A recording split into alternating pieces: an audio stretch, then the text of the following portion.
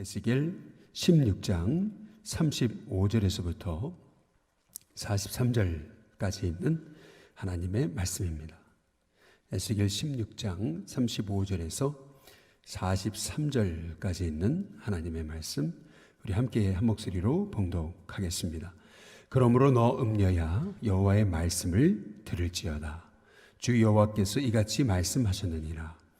내가 내 누추한 것을 쏟으며 내 정든 자와 행음함으로 벗은 몸을 드러내며 또 가증한 우상을 위하여 내 자녀의 피를 그 우상에게 드렸은즉 내가 너의 즐거워하는 정든 자와 사랑하던 모든 자와 미워하던 모든 자를 모으되 사방에서 모아 너를 대적하게 할 것이요 또 내 벗은 몸을 그 앞에 드러내 그들이 그것을 다 보게 할 것이며 내가 또 간음하고 사람의 피를 흘리는 여인을 심판함 같이 너를 심판하여 진노의 피와 질투의 피를 내게 돌리고 내가 또 너를 그들의 손에 넘기리니 그들이 내 누각을 헐며 내 높은 데를 부수며 내 의복을 벗기고 내 장식품을 빼앗고 내 몸을 벌거 벗겨 버려두며 무리를 데리고 와서 너를 돌로 치며 칼로 찌르며 불로 내 집들을 사르고 여러 여인의 목전에서 너를 벌할지라. 내가 너에게 곧 음행을 그치게 하리니 내가 다시는 값을 주지 아니하리라.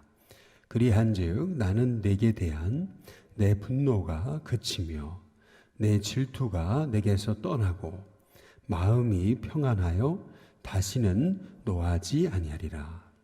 내가 어렸을 때를 기억하지 아니하고 이 모든 일로 나를 분노하게 하였은즉 내가 내 행위대로 내 머리에 보응하리니 내 이 음란과 내 모든 가증한 일을 다시는 행하지 아니하리라. 주 여호와의 말씀이니라. 아멘. 최근에 우리는 금수저, 흙수저 이런 얘기를 이제 많이 합니다. 이제 많은 우리 젊은 세대들이 이러한 자신의 처한 이러한 좋지 않은 어려운 환경을 보면서 이제 낙심하고 이제 절망하면서 이제 소망을 잃어버리는 이제 경우가 종종 이제 많죠.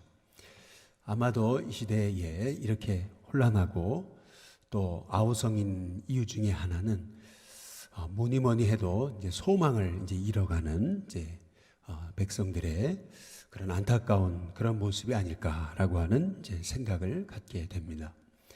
그러나 또한 우리가 처한 환경을 가만히 한번 생각해 보면은 어찌 본다면 우리가 처해진 어려운 안 좋은 환경은 이렇게 양날의 이제 검으로 한번 우리가 비교해 볼 수 이제 있겠다라고 하는 것입니다. 이제 칼이 이제 잘 이렇게 다듬어지고 한다면은 엄청나게 큰 그러한 검으로서 참 귀하게 이제 쓰임 받을 수도 이제 있는 거잖아요. 그러나 그렇지 않으면은 그것은 흉기가 이제 될 수도 이제 있는 것이죠. 마찬가지로 우리의 삶에 있는 환경이라는 것이 이제 양날의 검과도 같아서 우리가 이 환경을 이렇게 비관하고 환경을 바라보면서 낙심만 하고 있다면 그것은 어찌 보면 나를 해치는 이제 그 흉기가 될 수 이제 있다라고 하는 것입니다. 그러나 반면에 그 어려운 환경을 통해서 우리가 우리 자신을 잘 세우고 오히려 나를 훈련하고 이제 이 기회를 통해서 내가 더 겸손하고 낮아지면서 오히려 지금도 도우시고 함께 하시는 하나님을 바라보면서 나를 세우는 기회가 된다면 그것은 오히려 나를 하나님이 쓰시는 그러한 하나의 참 귀한 검과도 같은 그러한 참 귀한 도구의 역할을 이제 할 수가 이제 있게 된다라고 하는 것이죠. 이제 예를 하나 들어보자면 이제 다윗에게 있어서 이제 골리앗이 없었더라면 또 다윗에게 있어서 어찌 보면 사울 왕이 없었더라면 다윗이 어떻게 그렇게 참 귀한 그러한 검과도 같은 존귀한 하나님의 종으로 쓰임받을 수 있었겠는가라고 하는 것입니다. 어찌 보면 골리앗이라는 인물이 있었기 때문에 다윗이 그 목동이었던 사람이 그렇게 그 전쟁의 한복판에서 그렇게 나라를 구할 수 있는 그런 참 귀한 이제 찬스를 이제 얻게 이제 됐던 것이죠. 골리앗이 아니었더라면 어떻게 그 목동 다윗이 왕이 되는 그러한 그 기회를 얻을 수 있었겠느냐라고 하는 것입니다.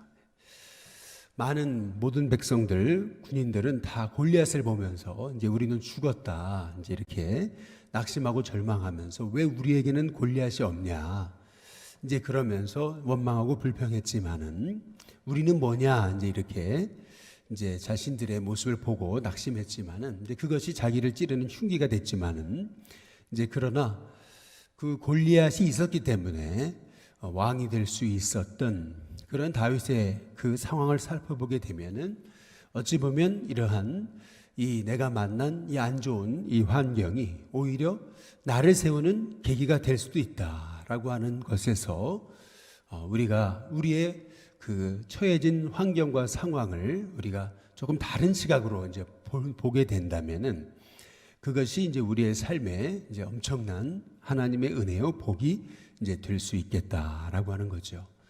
사울 왕이 없었더라면 어떻게 다윗이 그렇게 10년이 넘도록 광야에서 고난 당하면서 그가 겸손이라는 것을 배우고 그리고 이렇게 환난 당하는 자, 원통한 자, 빚진 자 그렇게 머리 둘 곳 없는 그 영혼들의 마음을 그렇게 알고 이해하고 그리고 그들을 돌보는 기회가 있었겠는지.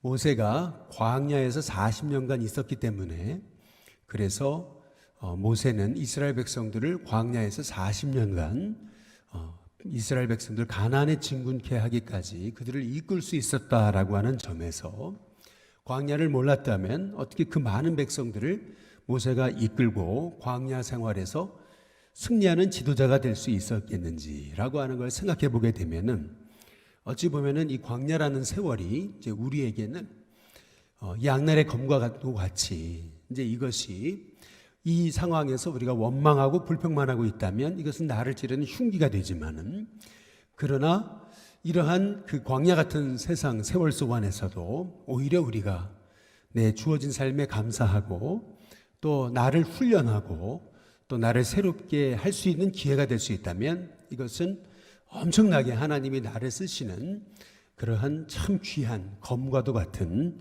그러한 도구로 우리가 쓰임받을 수 있다라고 하는 점에서 우리가 처한 그 환경 때문에 우리가 낙심할 것이 아니라 우리 생각을 바꿔서 우리가 새로운 시각으로 하나님의 계획을 이제 볼 수 있어야 이제 된다라고 하는 것입니다. 오늘 여기 에스겔서 이제 16장에 보시면은 하나님께서 이스라엘 백성의 문제도 바로 그런 거죠. 아이가 태어났는데 그는 자기의 정체성을 알 수 없을 정도로 가나안에서 이제 태어났어요. 그런데 아버지는 아모리 사람이고 어머니는 헷 사람이죠. 이게 내가 지금 가나안 사람인지 아모리 사람인지 헷 사람인지 이게 자기의 정체성을 알 수 없는 그러한 인생을 그래서 얼마나 비천합니까? 그런데도 사람들이 그 불쌍한 아이를 돌봐주지도 않고 그렇게 불쌍히 여기지 않고 들에 버려가지고 핏덩이를 정말 모른 채 했던 인생이 이 이스라엘이었던 거거든요. 그렇게 소망 없는 자, 그렇게 비천한 자를 하나님이 택하셔서 그 핏덩이의 피를 다 씻겨주시고 그리고 옷을 입혀주시고 먹여주시고 길러주시고 가진 폐물로 가진 아름다운 장식품으로 그렇게 아름답게 꾸며주시고 뿐만 아니라 머리에 왕관을 씌워서 왕후의 자리에 올려주셨거든요. 얼마나 하나님이 존귀하게 세우셨습니까? 그런데 그 하나님의 축복으로 알지 못하고 그들의 문제는 뭐냐 하면 이제 교만해진 거죠. 그 복을 알지 못하고 말이에요. 하나님께서 복을 주셨더니 언제 내가 이렇게 힘들었느냐, 자기의 힘들었을 적, 자기의 비천한 시절, 소시적 시절을 알지 못하고 금방 교만해져 가지고 탐욕과 죄악 속에서 하나님 잊어버리고 이제 그것이 이스라엘의 이제 모습이었다는 거예요. 그래서 에스겔에서 계속 하나님이 말씀하시고자 하시는 핵심은 뭐냐면은 이제 그 이스라엘 백성들의 그 모습을 향해서 하나님께서 오늘 주시는 말씀, 그것은 43절 우리 같이 한번 보겠습니다. 43절에 보면은 같이 한번 보시죠. 같이 한번 읽어보겠습니다. 같이 있습니다. 시작. 내가 어렸을 때를 뭐하지 않아요? 기억하지 아니하고 이 모든 일로 나를 분노하게 하였은즉 내가 내 행위대로 내 머리에 보응하리니 내가 이 음란과 내 모든 가증한 일을 다시는 행하지 아니하리라. 주 여호와의 말씀이니라. 여기 보면은 내 어렸을 적을 기억하지 아니하고 이제 이렇게 말씀하고 계세요. 그 어렸을 적 그렇게 참 버려지고 또 참 비천했던 이스라엘을 돌봐주신 분이 하나님이신데 말이죠. 그 하나님의 은혜를 기억하지 아니하고 그 하나님의 은혜를 잊었다는 거거든요. 오늘 말씀의 핵심은 거기 있습니다. 어제 우리 심전사님 통해 살펴보신 것처럼 우리 22절에도 다시 한번 보시면은 내가 어렸을 때에 벌거벗은 몸이었으며 피투성이가 되어서 발짓하던 것을 그 다음 뭐예요? 기억하지 아니하고 라고 이렇게 말씀하고 계시거든요. 기억하지 아니하고. 계속해서 하나님께서 이스라엘에게 주시는 하나님의 말씀, 그 하나님의 은혜를 잊어버렸다라고 하는 것입니다. 그렇게 비천한 존재를 세워서 복 주신 분이 이제 하나님이신데 그 하나님의 은혜를 잊어버린 그 기억 상실증 환자와 같은 그러한 인생이 바로 이스라엘이었다라고 이렇게 하나님께서 이제 말씀하고 이제 계시는 거예요. 오늘 이 말씀을 통해서 우리는 다시금 내게 주신 하나님의 은혜를 기억하고 우리가 정말 매일 내게 주어진 삶에서 원망하고 불평하지 않고 감사할 수 있는 하나님의 종이 되게 해달라고 기도할 수 있는 하나님의 종들이 되시길 주님의 이름으로 축복합니다. 그들을 세우신 분은 하나님이신데 하나님 잊어버리고 우상을 섬기고 그리고 세상 이방 나라를 그렇게 따르면서 흠모하면서 하나님 의지하지 않고 세상 이방 나라의 권세와 권력을 의지하고 그들의 군사력을 의지하고 그렇게 그들을 이제 쫓아 이제 가거든요. 오늘 여기 37절에 한번 보시면은 이렇게 말씀하지 않습니까? 내가 너의 즐거워하는 정든 자와 그랬습니다. 사랑하던 모든 자와 미워하던 모든 자를 모아서 사방에서 모아 너를 그 다음 어떻게 하게 하세요? 대적하게 할 것이요. 이렇게 말씀하세요. 그렇게 사람 좋아서 그렇게 세상 좋아가지고 그렇게 권력 좋아서 그렇게 세상 것 쫓아가고 이방 나라 쫓아가고 애굽 쫓아가고 그렇게 아수르 쫓아가고 이제 그랬거든요. 그런데 그들이 쫓아가던 그들이 바로 이스라엘을 무너뜨린다. 이스라엘을 오히려 치게 될 것이다. 니들이 의지하던 그 우상이 결국 너희를 무너뜨릴 것이다. 이제 하나님께서 이제 말씀하고 계시는 거거든요. 벌거벗은 몸이 되는 것처럼 그렇게 부끄러움을 당하게 될 것이다. 이제 하나님께서 이제 말씀하고 계시거든요. 여기 보니까 38절에 내가 또 간음하고 사람의 피를 흘리는 여인을 심판한 같이 너를 심판하여 라고 이렇게 말씀하고 계세요. 요한복음에 보면은 간음한 여인을 이스라엘 백성들이 돌로 치잖아요. 그런데 그처럼 과거에 이스라엘의 이 간음한 여인은 이렇게 사람들에게 이게 둘러싸여져 가지고 돌로 침을 당했던 것이거든요. 마찬가지로 그렇게 이스라엘이 그런 신세가 될 것이다 라고 이제 말씀하고 이제 계시는 거예요. 그래서 오늘 이 말씀을 통해서 우리가 이제 볼 수 있는 것은 이렇게 우리가 은혜를 잊을 때, 하나님의 은혜를 잊어버릴 때 우리가 얼마나 이렇게 하나님 주신 복을 다 쏟아버리는 그러한 참 어리석은 존재가 되는가라고 하는 것을 생각해 볼 수 있어요. 그러면 어떻게 우리가 회복되게 되느냐? 이제 어떻게 회복의 방법? 이제 그것이 중요한 것 아니겠습니까? 하나님이 회복의 방법으로 주신 말씀이 역대하 7장 14절의 말씀입니다. 내 이름으로 일컫는 내 백성이 스스로 겸비하여 라고 말씀하고 있습니다. 스스로 겸비하여. 자기를 낮추고, 스스로 겸비해서 자기를 낮추고, 스스로 겸손하여지는 것이 먼저 이제 해답이라고 말씀하고 있어요. 하나님이 주신 복을 하나님의 복으로 깨닫지 못하고 마음이 높아졌기 때문에 그 은혜에 대해서 감사함을 잃어버린 거거든요. 마음이 높아졌으니까. 그러니까 이게 모든 주신 하나님의 복이 복으로 여겨지지 않은 거거든요. 그래서 가장 먼저 이스라엘이 회복되려면 필요했던 것이 그게 겸손함입니다. 마음을 낮추는 거. 야, 이게 다 하나님의 은혜였구나. 내가 지금까지 살아온 게 다 하나님의 은혜였구나. 하나님의 도우심 아니면 안 된 것이었구나. 내게 주어진 것이 다 하나님의 복이었구나. 라고 하는 것을 이제 깨닫게 되는 거죠. 먼저 겸손하게 스스로 자기를 낮추고 그랬어요. 그리고 내 얼굴을 구하고 라고 이렇게 말씀하고 있습니다. 기도하여 내 얼굴을 구하고. 하나님의 손이 아니고 하나님의 얼굴이라 그랬어요. 얼굴, 왜 얼굴입니까?